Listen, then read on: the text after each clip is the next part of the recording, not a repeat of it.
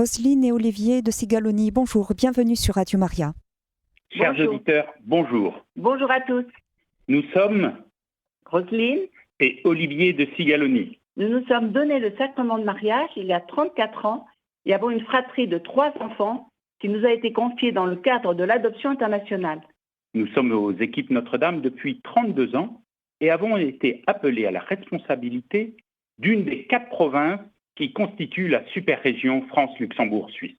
Nous allons vous parler aujourd'hui du couple, de l'enfant, notre premier prochain, et de la transmission de la foi à travers la pensée du Père Caffarel, fondateur des équipes Notre-Dame. Chacun de ces points, couple, enfant et transmission, constituera une partie spécifique de notre propos. Le couple. Mais Olivier, qu'est-ce qu'un couple ? Un couple. N'est-ce pas un terme un peu galvaudé ? À quoi fait-il référence ? Ne dit-on pas « il » ou « elle » vit en couple, mais est-ce un couple homo ou un couple hétéro ? Cela fait-il allusion à une cohabitation sans engagement, ponctuelle, ou à un couple pacsé, marié civilement, voire marié religieusement ? Mais quelle est la particularité d'un couple chrétien uni par le sacrement de mariage, Olivier ? Roselyne, sais-tu que le sacrement de mariage est le seul sacrement de mariage, le seul dont l'objet est non pas un individu, mais la communauté de 2 individus. Dans une lettre aux équipes de 1962, le Père Caffarel précisait « Ce sacrement fonde, consacre, sanctifie cette petite société unique en son genre que forment l'homme et la femme mariés, branchés sur le corps mystique. » C'est-à-dire le Christ. Notre force, en tant que couple, est d'autant plus grande que nous nous reconnaissons faibles et notre couple ne peut durer que grâce à ce lien, grâce à cette sève du corps mystique. Aujourd'hui, l'amour est considéré comme un ressenti qui nous est tombé dessus, pouvant être limité dans le temps. « Je t'aime, je te veux, faisons l'amour !» Ou alors « Je ne t'aime plus, je ne ressens plus rien ». Quand la fascination disparaît ou s'étiole, ces couples pensent que c'est normal, qu'ils ont commis une erreur et qu'il leur faut encore trouver la véritable âme sœur qui s'avère trop souvent être la première personne sexuellement attirante qui passe. À la différence de ces couples, les couples chrétiens s'appuient sur 3 certitudes. Ils s'appuient en premier sur leur sacrement, dans lequel le Christ s'engage avec eux, en même temps qu'eux. Les maths du Christ sont particulières, puisque pour lui, 1 + 1 = 3. Le Concile Vatican II précise que les époux, en accomplissant leur mission conjugale et familiale avec la force de ce sacrement, pénétrés de l'esprit du Christ, qui imprègne toute leur vie de foi, d'espérance et de charité, parviennent de plus en plus à leur perfection personnelle et à leur sanctification mutuelle. C'est ainsi qu'ensemble, ils contribuent à la glorification de Dieu. En second, le couple chrétien s'inscrit dans la durée, avec la volonté de s'aimer. Le mariage est un chemin. Le combat pour la chasteté et la fidélité est toujours d'actualité. L'essence de l'amour est un acte de volonté.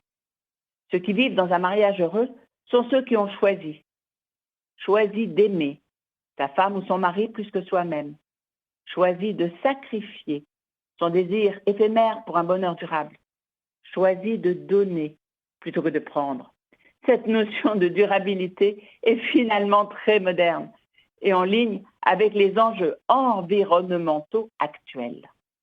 Enfin, en troisième, le mariage chrétien est un véritable engagement, libre, sans restriction, irrévocable, tourné vers la vie. Un engagement signe de l'amour du Christ pour l'humanité. Quand 2 ou 3 sont réunis en mon nom, je suis au milieu d'eux, dit le Christ. Le Christ est donc présent dans le couple. Et saint Jean Chrysostome de dire que le couple est une Église en réduction. Dans la fonction et le culte de Dieu. Ok Olivier, mais qui dit couple dit amour. Alors, qu'est-ce qu'aimer ? Aimer. Aimer, c'est en premier transformer son regard en regardant son conjoint comme Dieu le regarde. C'est abandonner notre regard critique pour adopter un regard d'amour. C'est nous mettre à la place de l'autre. Chacun de nous devrait pouvoir plagier saint Paul. Je t'aime, mais ce n'est plus moi qui t'aime, c'est le Christ qui t'aime en moi. C'est lui qui se donne par moi. Aimer, c'est en second prendre en charge son conjoint pour le faire grandir et promouvoir sa vie spirituelle. Aimer, c'est vouloir ton bien, Roselyne. C'est faire de toi une plus grande personne en épousant ta cause, en faisant tout pour que tu réalises ta vocation, en étant responsable de ton épanouissement, de ta perfection personnelle. C'est être transparent l'un pour l'autre afin de pouvoir nous comprendre et nous porter dans les faiblesses pour en être fortifiés l'un par l'autre. C'est aussi et surtout promouvoir ta vie spirituelle en favorisant le développement de ta générosité envers Dieu et ton prochain. Le père Caffarel avait l'habitude de dire « Vous êtes, par le Christ, chargé de mission auprès de votre conjoint à l'exemple du Christ s'incarnant et se constituant responsable du salut de l'humanité. » Oui, nous avons à nous entraider l'un l'autre dans une attitude empreinte de charité, à nous aimer et aimer chaque jour un peu plus le Christ en nous et dans l'autre, pour permettre à chacun d'avancer vers sa propre perfection en recherchant sans cesse l'épanouissement de l'autre. Aimer, c'est aussi se donner à l'autre et accueillir le don de l'autre. Aimer, c'est donc se déposséder au profit de l'autre. Plus on se reconnaît pauvre, plus on sait donner et se donner. Mais c'est aussi accueillir, accepter l'autre, non pas comme on souhaiterait qu'il soit, mais tel qu'il est. C'est reconnaître que l'on a besoin de l'autre. Accueillir quelqu'un, dit Jean Vanier, c'est lui ouvrir la porte de son cœur pour lui donner de l'espace. Cet accueil doit précéder le don, car l'autre doit se sentir accepté, bienvenu. Nous avons aussi des pardons à donner et à recevoir pour arriver à combattre ensemble le mal, pour arriver à être un amour toujours plus parfait. Le pape François nous rappelle qu'être heureux, c'est trouver la force dans le pardon pour apprendre les leçons de ses échecs. C'est avoir le courage de dire « je suis désolé ». C'est avoir la sensibilité de dire « j'ai besoin de toi ». C'est avoir la capacité de dire « je t'aime », car seulement alors vous serez amoureux de la vie. Aimer, c'est enfin se laisser conduire en tout par l'amour de Dieu. Henri Caffarel enseigne que l'Esprit Saint est le grand don du Christ à la petite Église. Il infuse la charité dans les cœurs, suscite la prière. Il garde et approfondit aussi le lien du foyer avec le corps tout entier. Par cette charité, il travaille à guérir et sanctifier le couple. L'amour conjugal se transforme ainsi peu à peu en charité conjugale. Amour gratuit où on s'oublie pour encourager son conjoint à placer Dieu en premier, à céder la place au Christ pour lui permettre d'agir.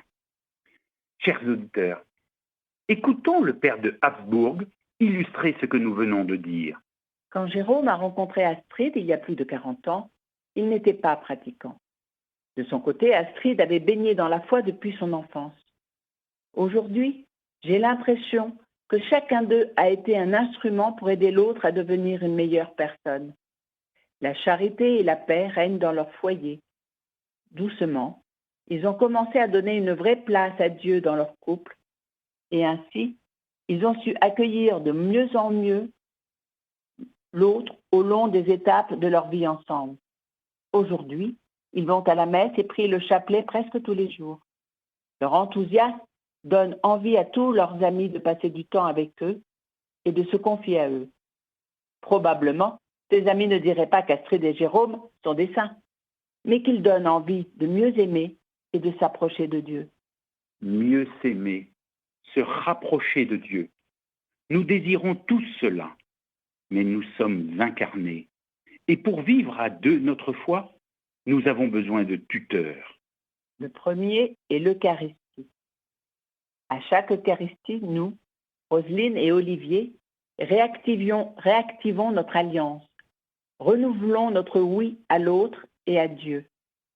La communion au corps du Christ nous aide à nous aimer comme Dieu nous aime, en nous oubliant nous-mêmes pour que l'autre vive. Et puis, il y a l'écoute de la parole divine, qui permet à Dieu d'entrer dans notre dimension temporelle et nous permet de connaître ce Dieu, de l'aimer, de l'imiter, d'y puiser notre vitalité. Nous laissons pénétrer en nous ces paroles d'amour, vivantes, agissantes, dans l'intime de notre cœur. Cette parole d'amour qui nous délivre du mal fonde la communauté d'amour de notre couple. Chers auditeurs, méditons les paroles du Christ. Elles nous permettent de mourir à nous-mêmes pour nous ouvrir à l'autre.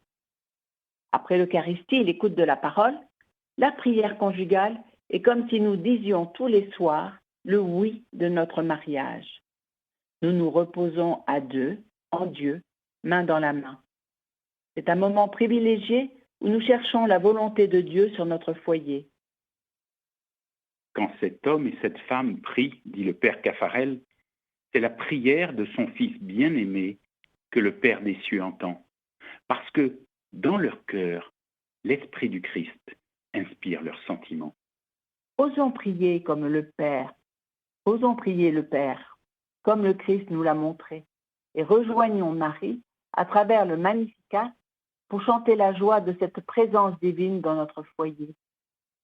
Vous me direz que tout cela, en théorie, semble facile. Oui, en théorie, car il n'est pas toujours facile de s'exprimer devant son conjoint, et cela demande du temps.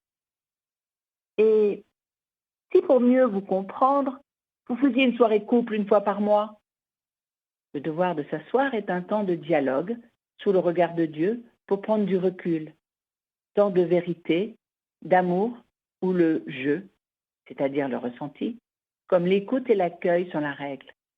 Il nous permet d'aborder en profondeur des sujets souvent éludés du quotidien trépidant.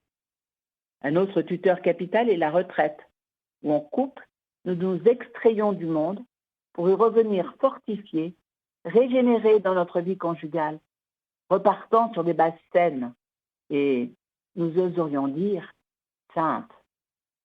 Enfin, notre dernier tuteur est l'oraison, moment que l'Esprit Saint attend pour se faufiler au fond de notre cœur. Couple marié, l'enfant est notre premier prochain. Si chaque époux est chargé de mission auprès de son conjoint, les deux époux, ensemble en tant qu'ils ne font qu'un, sont chargés de mission auprès de leurs enfants, dit Henri Caffarel. Cette mission est d'être fécond par l'accueil, le rayonnement et la transmission de la foi. Nous sommes mariés pour être féconds. La première de ces fécondités est souvent la venue d'un enfant. Dans notre couple, l'enfant n'est pas venu. Cela a été une source de grande souffrance. Comment coopérer d'une autre manière à la croissance du corps mystique? Pour nous, cela a été dans le cadre de l'adoption. Être des Saint-Joseph pour des enfants sans parents. Jésus n'était-il pas lui-même un enfant adopté?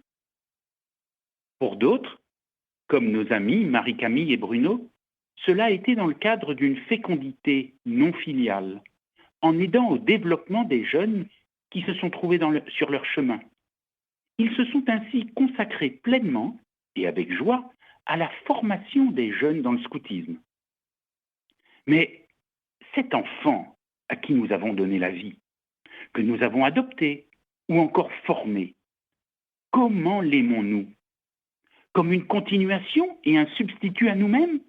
L'aimons-nous pour lui-même, comme une personne autonome ou comme notre prolongement? Ou alors, l'aimons-nous d'un amour désintéressé et libre qui consiste à le faire se découvrir lui-même, à faire éclore sa personnalité pour être un homme ou une femme vraiment libre? L'enfant ne nous appartient pas et nous devons l'aider à être lui-même et non ce que nous avions rêvé. Vous êtes les arcs par qui vos enfants, comme des flèches vivantes, sont projetés, dit Khalil Gibran. Le charisme du foyer chrétien est de multiplier les fils de Dieu, de former ces pierres vivantes dont parle Saint Pierre qui doivent former l'Église. Notre rôle est de les éduquer pour en faire des êtres libres, capables de choisir, capables d'aimer et de dire oui à Dieu. Olivier, nous sommes mariés aussi pour que le culte de Dieu puisse se poursuivre. Tu as raison, le père Caffarel développe cette idée en disant le grand objectif de la fécondité du couple, consacré par le sacrement de mariage, est d'engendrer et de former des adorateurs en esprit et en vérité pour que se poursuive le culte du vrai Dieu. Notre mission de parents chrétiens n'est pas seulement d'aimer notre enfant, mais de l'aimer à la manière du Christ, pour lui permettre de devenir un vrai disciple du Christ. Nous ne pouvons pas donner la foi, mais nous pouvons nous donner. La foi a mis Dieu en nous. Nous pouvons le donner en même temps que nous. Cherchez d'abord le royaume de Dieu et tout cela vous sera donné par surcroît, dit Jésus. La recherche du royaume doit donc passer en premier. Que penseraient les enfants dont les parents sont préoccupés en premier par leur réussite humaine? Succès aux examens, beau métier, beau mariage, belle situation sociale. Le père Caffarel vous conseillerait ceci, vous ne les aiderez efficacement à devenir ces vrais disciples de Christ que si vous les aimez à la manière du Christ. Tiens, nous avons dit cela tout à l'heure pour le couple. Oui, c'est vrai, tu as raison. Et il poursuivait. Savez-vous ce qui manque le plus à vos enfants? Le pain? Le toit? Les vêtements? L'instruction? Non! L'enseignement religieux? Non plus! Votre compétence en matière d'éducation? Oui, parfois. Votre amour pour eux? Peut-être. Mais ce qui leur est bien plus nécessaire et qui leur manque si souvent, c'est que vous priez pour eux, vous, leur Père. Que dans leur combat, vous, leur Père, soyez en prière sur la montagne, en tête-à-tête prolongé avec le Seigneur. Ne disons pas, je n'ai pas le temps. On peut toujours en trouver. Il y a des pères, comme des mères, qui se lèvent la nuit pour prier 1 heure pour leur famille. Le Christ nous dit, si 2 d'entre vous sur la terre se mettent d'accord pour demander quoi que ce soit, ils l'obtiendront de mon Père qui est dans les cieux. Et le frère Thierry Joseph d'ajouter, la prière des parents amasse des flots de grâce devant la porte de l'enfant. Seul ce dernier peut ouvrir son cœur à Dieu, qui nous veut radicalement libres. Le jour où le jeune se décide, Dieu y entre plus facilement. Travailler au salut de ses enfants, de sa famille, c'est d'abord prier pour eux, afin de bien pouvoir les comprendre, pour les aider et les aimer mieux. Notre mission de parents commence donc par la prière pour nos enfants, car le don de l'Esprit Saint est le moteur de leur croissance. L'efficacité de la prière des parents se trouve dans le fait d'assumer leur impuissance dans l'espérance. C'est ce que nous appelons le lâcher-prise. Qu'est-ce que le lâcher-prise? C'est faire confiance, c'est être humble. Olivier aime beaucoup cette phrase de saint Paul. C'est quand je suis faible que je suis fort. Dans nos familles, il nous est parfois difficile de garder l'espérance quand on voit certains de nos enfants fragiles prendre des voies sans issue ou encore s'éloigner de l'Église. Dieu ne nous promet pas que tout ira bien dans nos vies, mais plutôt qu'il sera toujours là. Nous ne pouvons pas vivre à la place de notre fils, de notre fille. Nous faisons ce que nous pouvons, mais nous ne pouvons pas aller contre leur liberté. Nous pouvons avoir alors le sentiment d'être crucifiés par le choix de nos enfants. Mais le père Caffarel nous dit, le Christ, en se soumettant totalement à la volonté de son Père, a affirmé son amour et confessé qu'il était juste que souffre et meure son corps pour rendre hommage à l'intransigeante sainteté de Dieu. Mais voici que par la mort et la résurrection, cette nature humaine qu'il avait épousée passe de la condition de péché à la condition glorieuse.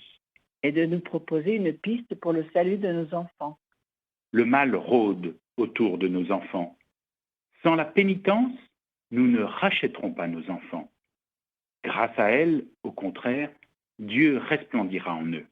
Il y a donc 2 bases essentielles dans notre mission de parents, la prière et la pénitence.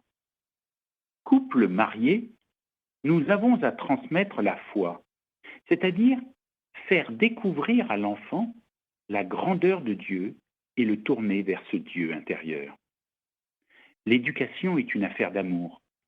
Nous, couple, dans notre sacrement de mariage, recevons la mission de montrer l'action de Dieu notre Père, montrer l'amour du Christ pour les hommes et donner à notre enfant le sentiment Que Dieu l'a pris en charge, qu'il est son éducateur. et que nous ne sommes que ses collaborateurs. Mais comment? Le Père Caffarel nous donne une belle image. La grâce du mariage donne aux enfants le cœur de Dieu, les mains de Dieu, pour façonner de jour en jour ce chef-d'œuvre, un enfant semblable à son enfant. Transmettre d'abord par l'exemple. Dans notre foyer, la qualité de notre amour doit faire transparaître le Dieu d'amour. Vous devez chaque jour essayer d'être un vitrail qui n'est magnifique que par la lumière qui vient de l'intérieur. Le couple est beau par celui qui habite en lui et se manifeste au travers de lui, nous disait le Père Lecourt. Faisons transparaître le Dieu d'amour par notre façon d'être. Faisons sentir à notre enfant que nous sommes amoureux, que nous l'aimons et que cet amour vient de Dieu. Comment lui faire sentir cette tendresse conjugale? Tout d'abord, par des gestes exprimant notre affection réciproque. En voyant son père offrir des fleurs à sa femme, en voyant sa mère dire un mot tendre à son mari, en les voyant se sourire, s'embrasser, ou encore en les voyant se réconcilier après une dispute.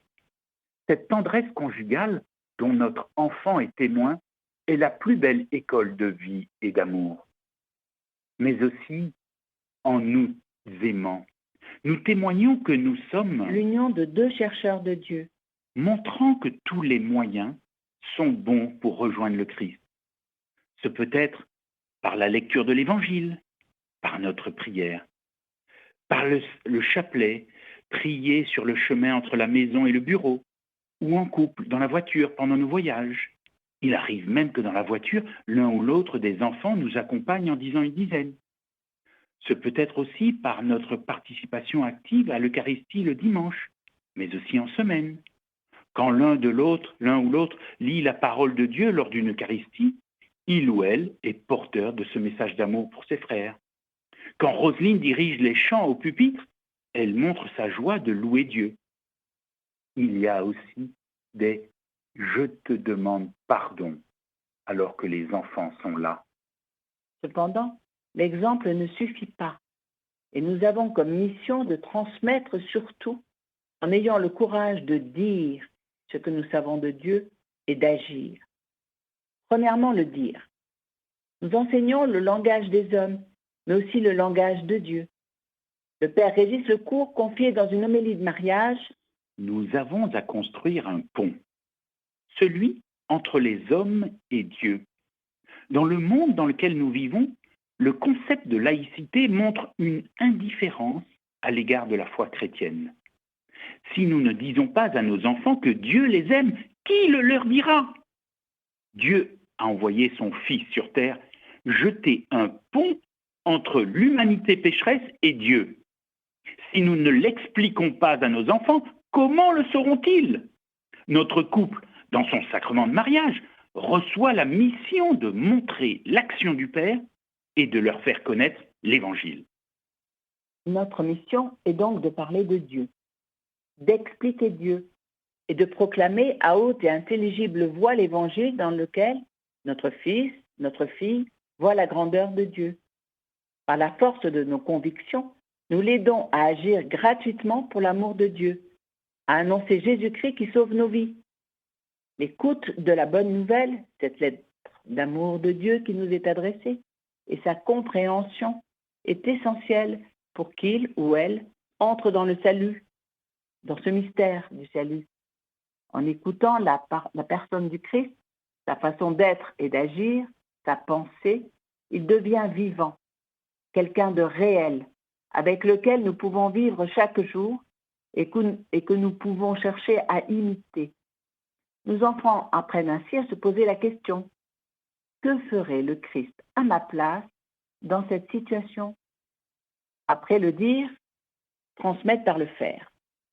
La famille est un lieu d'amour où chacun apprend à vivre en société et à recharger ses batteries. Le père Caffarel disait que l'éducation doit faire de l'enfant un être libre, capable de choisir, capable d'aimer, et qui lui-même pourra se donner à Dieu. Éduquer, c'est donc apprendre à l'enfant à se libérer. Mais comme nous le précise le pape dans Christus Vivit, il doit être accompagné. Nous avons à aider notre enfant à apprendre à se libérer de lui-même, comme du monde extérieur qui l'entoure, et de sa famille, à affirmer sa personnalité. Nous devons lui consacrer du temps, avoir pour lui des qualités d'accueil, de compréhension, de don de soi, d'écoute, de dialogue, d'incitation à aimer, pour mettre l'accent sur le meilleur de lui-même, et non sur ses défauts comme nous le faisons souvent. Nous avons aussi à le préparer à choisir Dieu, en stimulant sa foi, son espérance et sa charité, des vertus qui viennent de Dieu, mais qui passent par notre témoignage. Gardez vos cœurs et vos pensées dans le Christ, dit saint Paul. Aidons-le à être en Dieu, comme Dieu est en lui. La parole de Dieu doit habiter en lui dans toute sa richesse. Elle le façonne, le transforme, l'émonde tout au long de sa croissance. Elle lui permettra de vivre de nombreux engagements et de transformer son regard sur la vie. Si notre enfant fait confiance à la parole, il pourra mourir à lui-même pour s'ouvrir à d'autres. Tu es chargé de crier l'Évangile, non par tes paroles, mais par ta vie, dit Charles de Foucauld. Tous les moyens sont bons pour aimer Jésus et la Vierge Marie. Comment? Par la prière. Sur nos genoux le soir, notre tout petit apprend à aimer Jésus et Marie en leur envoyant un baiser. À ce moment, écrit le pape François, le cœur de l'enfant se transforme en un lieu de prière. On montre aussi notre amour en chantant un Benedicite avant de déjeuner ou dîner pour remercier Dieu et montrer que nous sommes heureux d'être ensemble à table. Sur le chemin de l'école, il est facile d'admirer un lever de soleil, un petit oiseau qui gazouille, un arc-en-ciel, et de remercier le Seigneur pour sa création. Mais nous pouvons aussi aimer Jésus et la Vierge Marie par des propositions que nous, parents, pouvons faire. Ce peut être de créer, avec nos enfants, un petit oratoire familial. Ce sera le coin de Dieu. Il fait ainsi partie de la famille. Ce peut être aussi d'organiser nos activités autour de la messe, le dimanche. Dieu premier servi. Ce peut être encore de créer des situations favorables, comme Édith et Barthélemy nous témoignent. Les prêtres et moines sont régulièrement invités à la maison. Les rencontrer hors de leur contexte habituel rend leur état de vie plus accessible et naturel. Nous avons aussi souvent fait des retraites en famille. Outre le ressourcement que cela procure, nous sommes convaincus que le fait de rencontrer d'autres jeunes qui vivent la même chose est porteur de sens. Dans le faire et aussi le dire, il y a un moment à part. C'est la prière familiale. Cette prière est ancrée dans notre prière conjugale, culte à Dieu du couple, qui s'épanouit en famille dans la prière familiale, culte à Dieu de tous. Dans cette prière, l'attitude des parents, priant avec et comme leurs enfants, est essentielle dans leur construction. Écoutons Michel Martin-Prével. On ne dira jamais assez combien un papa à genoux avec ses enfants, tourné vers le Seigneur, peut marquer à vie la conscience d'un enfant pour lui apprendre l'attitude vraie en face de son Dieu. Son Père, son propre Père, se soumet au Père du ciel. En mettant les parents à genoux avec leurs enfants, la prière fonde leur autorité qu'ils tirent de la paternité divine. La prière est préparée par les parents où chant de louange, prière récitée, évangile et intention ont leur place. Par le biais des intentions, l'enfant est amené à comprendre que par sa prière, il participe à la vie de l'Église. Une large place est consacrée à l'écoute de l'Évangile et à son explication par l'un ou l'autre. La réaction de nos enfants à la question « Qu'est-ce que me dit Jésus ?» dans ce que je viens d'entendre leur permet de se l'approprier. Cette parole façonne, transforme et monte notre enfant tout au long de sa croissance. Un temps de silence est laissé ensuite pour laisser infuser en soi ces paroles. La famille apprend à se taire ensemble auprès de Dieu. Dans ces moments de silence, plus peut-être que vous ne le pensez, vos garçons et vos filles s'initieront à l'oraison, dit le Père Caffarel. Dans le cadre de cette prière, nous pouvons demander et recevoir un pardon sous le regard de Dieu. Pardon qui est source de joie, de paix et occasion de mieux aimer. Ce peut être un pardon entre l'un de nous et un de nos enfants, ou entre les enfants entre eux. C'est aussi le lieu idéal pour favoriser la charité dans la famille. Car parents et enfants sont tous des enfants de Dieu, à égalité. Et nous avons pour rôle de nous aider les uns les autres à progresser dans l'amour de Dieu pour vivre de Dieu. Par des mots simples, ce moment de prière peut faire beaucoup de bien à la famille, dit le pape François, qui ajoute « Les moments de prière en famille peuvent avoir plus de force évangélisatrice que toutes les catéchèses et tous les discours. » Chers auditeurs, nous voudrions clore notre propos avec ce témoignage d'un couple ayant 34 ans de mariage. Pour nous, comme certainement tous les parents, nous voulons donner le meilleur de ce que nous avons reçu et choisi en couple. La tâche reste immense et inachevée. Le meilleur, ce qui nous fait vivre et avancer dans la vie, c'est ce que nous avons dans nos cœurs. En premier lieu, notre vie d'enfant de Dieu. Très humblement, nous voulons pratiquer la pédagogie de l'exemple. Plus facile à dire qu'à vivre au quotidien. Mais nous avons aussi envie de transmettre notre façon de vivre, nos joies, nos amitiés, nos réussites. Et nous savons que nous transmettons aussi le reste par nos manquements, nos erreurs, nos contradictions. Malgré tout, nous avons essayé de semer dans les cœurs de nos enfants et nous comptons humblement sur la providence pour que des fruits germent en eux. Nous avons mesuré notre pauvreté dans la transmission quand à 16 ans, notre fille nous dit « Ton Jésus, j'y crois pas ». Quand des paroles violentes sont échangées entre frères et sœurs, ou encore quand ils font des choix différents des nôtres. Il nous faut lâcher prise, renoncer à la toute-puissance et accueillir la façon dont chacun prend en main sa vie à sa manière. Notre mission de parents de jeunes adultes est désormais de les accompagner en préservant toujours les liens qui nous unissent, en les aimant d'un amour inconditionnel et en confiant chacun d'eux au Seigneur et à Notre-Dame de grâce. En conclusion, rappelons-nous que dans le mariage, nous ne sommes pas seuls. Dans tous les moments, qu'ils soient difficiles ou non, Dieu nous aide de sa grâce. La grâce, c'est la Trinité, l'esprit d'amour dans notre cœur. Cette grâce nous permet d'avancer sur notre chemin de vie dans une charité bienveillante. Dieu ne nous a-t-il pas dit « Ma grâce te suffit ». En France, un jeune baptisé sur 15 va à la messe le dimanche. Nous devons les aider à devenir des chrétiens adultes qui s'engageront dans la vie en suivant les valeurs chrétiennes, si différentes de celles du monde dans lequel ils vivent. À nous de les encourager très tôt à entrer en relation dans ce monde sans renoncer à leur rencontre avec le Seigneur et aux valeurs acquises dans leur famille. Merci. Nous vous remercions. Donc, Olivier et Roselyne, nous avons Julie et Sébastien qui nous appellent de Strasbourg. Bonjour. Bonjour Julie, bonjour Sébastien. Oui, bonjour. Bonjour. On voulait vous poser la question suivante.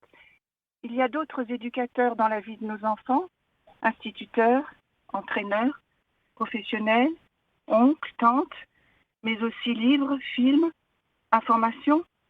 Comment reprendre tout cela avec eux? Oui, le Conseil pontifical pour la famille reconnaît que les jeunes sont très sollicités à l'extérieur et c'est au rôle des parents de trouver des adultes dignes de confiance pour leur permettre de se confier. Parfois, il est plus facile aux jeunes de parler à des personnes extérieures que de parler à leurs parents. Et puis, on pourrait voir que dans l'évolution du jeune, il y a un moment où on sent que le jeune commence à décrocher, qu'il montre un peu moins d'intérêt, moins de dynamisme pour la prière et autres. Et donc, il est important à ce moment-là de réagir très rapidement, soit en pouvant organiser un moment particulier avec l'enfant, où on va essayer de lui faire mieux comprendre les textes.